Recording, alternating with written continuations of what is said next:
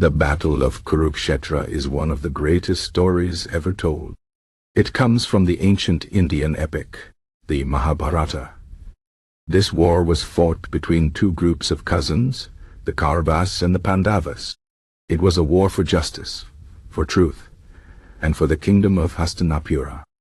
But this battle was not just about kings and warriors. It was about right and wrong, duty and honor. The stories of this great war have been carved into the walls of temples for centuries. When you look at these carvings, you see more than just stone. You see a story that has been alive for thousands of years. In temple art, the Battle of Kurukshetra is shown in many ways. The artists who carved these scenes wanted people to remember the lessons of the war.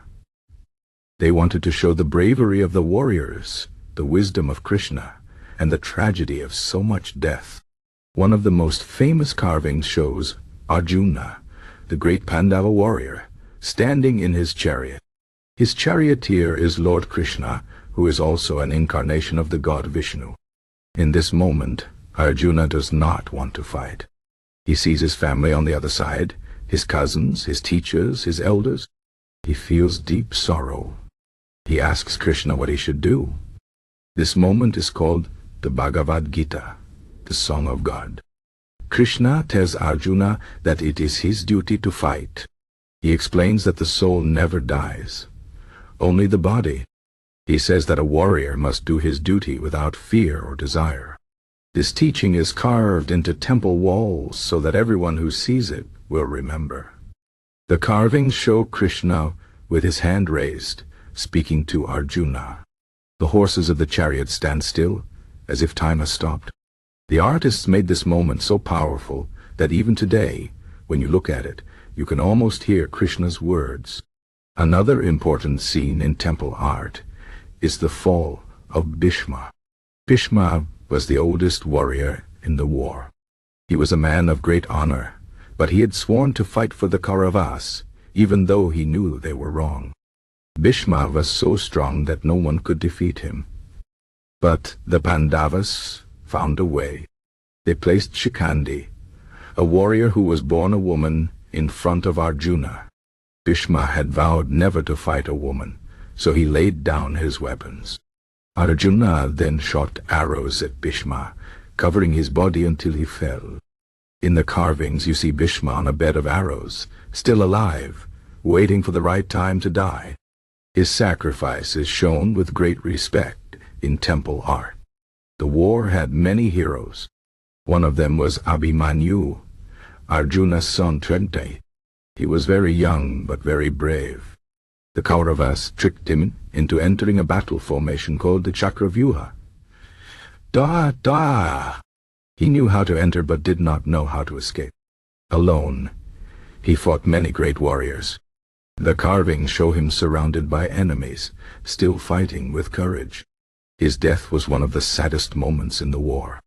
When you see these carvings, you feel the pain of his father, Arjuna, and the cruelty of war. The temple walls also show the death of Drona, the great teacher of both the Pandavas and the Kauravas. Drona was fighting for the Kauravas. The Pandavas knew that as long as Drona was alive, they could not win the war. So they spread a lie. They said that Drona's son, Ashwatthama, had died. When Drona heard this, he lost the will to fight. He put down his weapons and sat in meditation. Then Drishtadyumna, the commander of the Pandava army, cut off his head. The carvings show this moment with sorrow. Even though it was war, killing a teacher in such a way was a dark moment. One of the most powerful carvings is the death of Karna. Karna was the eldest Pandava brother, but he did not know it. He had been raised as the son of a charioteer, so he fought for the Kauravas. Karna was a great warrior, equal to Arjuna, but he was cursed. His teacher had cursed him, saying he would forget his skills when he needed them most.